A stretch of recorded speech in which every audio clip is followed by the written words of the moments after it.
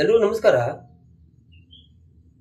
ಸಾಮಾನ್ಯ ಎಲ್ರಿಗೂ ಗೊತ್ತಿರುವಂತೆ ಈ ನೀಟ್ ಪರೀಕ್ಷೆ ಸೋರಿಕೆ ವಿಚಾರದಲ್ಲಿ ಸರ್ಕಾರ ಒಂದು ಕಠಿಣ ಕ್ರಮವನ್ನು ಕೈಗೊಂಡಿದೆ. ಏನಪ್ಪ ಅಂದ್ರೆ, ಈ ಸರ್ಕಾರಿ ಪರೀಕ್ಷೆಗಳ ಅಕ್ರಮ ಕಾಯ್ದೆ ತಡೆ ಈ ಒಂದು ಮಸೂದೆಗೆ ತಿದ್ದುಪಡಿಯನ್ನು ಮಾಡಿದೆ.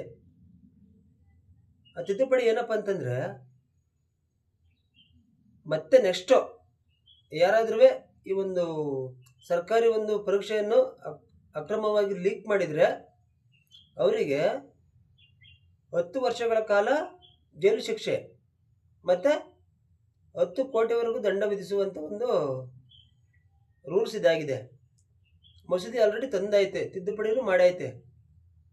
ಹಾಗಾಗ್ಬಿಟ್ಟು ಅದಕ್ಕೋಸ್ಕರವಾಗಿ 3 ತ್ವರಿತ ನ್ಯಾಯಾಲಯಗಳನ್ನು ಈಗ ಓಪನ್ ಮಾಡಿದ್ದಾರೆ. ಅಂದರೆ ಈಗ ಆ ರೀತಿಯ ಒಂದು ಅಕ್ರಮ ಮುಂದೆ ನೆಕ್ಸ್ಟು ಕಂಡು ಬಂದರೆ ಅವರಿಗೆ ಶಿಕ್ಷೆ ವಿಧಿಸುವ ಮೂಲಕ ಪ್ಲಸ್ ಆ ಒಂದು ಕೇಸ್ ಇರುತ್ತಲ್ಲ, ಕೇಸು, ಆ ಕೋರ್ಟ್ ಕೇಸನ್ನು 3 ತಿಂಗಳು ಒಳಗಡೆಯಾಗಿ ಅದನ್ನು ಕ್ಲಿಯರ್ ಮಾಡಿಬಿಡ್ಬೇಕು. ಅಂದರೆ ನ್ಯಾಯ ದೊರಕಿಸ್ಕೊಡ್ಬೇಕು ಆ ಒಂದು ಕೇಸಿಗೆ. ಆ ರೀತಿ ಒಂದು ವ್ಯವಸ್ಥೆ ಮಾಡಿದ್ದಾರೆ. ಪ್ರಶ್ನೆ ಪತ್ರಿಕೆ ಸೋರಿಕೆ ಮಾಡಿದ ವಿಚಾರ ಗೊತ್ತಿರುತ್ತೆ. ಅದು ಗೊತ್ತಿದ್ರೂ ಕೂಡ ಆ ವಿಚಾರವನ್ನು ಮುಚ್ಚಿಟ್ಟಿದವರಿಗೂ ಕೂಡ ಈಗ ಶಿಕ್ಷೆಯನ್ನು ವಿಧಿಸಲಾಗುತ್ತೆ.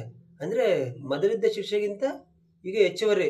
ಅಂದರೆ ಮೊದಲು 5 ವರ್ಷ ಜೈಲು ಶಿಕ್ಷೆ ಇತ್ತು, ಮತ್ತು 10 ಲಕ್ಷ ದಂಡ ಇತ್ತು ಮೊದಲು.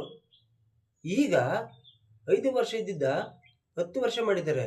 10 ವರ್ಷ ಜೈಲು ಶಿಕ್ಷೆ ಮತ್ತು 1 ಕೋಟಿವರೆಗೂ ದಂಡ.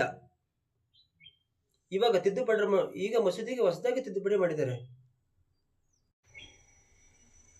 ಈಗಾಗಲೇ ನೀಟ್ ಪರೀಕ್ಷೆ ಹಗರಣದಲ್ಲಿ ಸರ್ಕಾರ ಕೂಡ ಎಚ್ಚರಿಸಿಕೊಂಡಿದ್ದು, ಈ ವಾಂಗ್ಚುಕ್ ಅವರು ಕೂಡ ಉಪವಾಸ ಸತ್ಯಾಗ್ರಹ ಮಾಡ್ತಿದ್ದಾರೆ.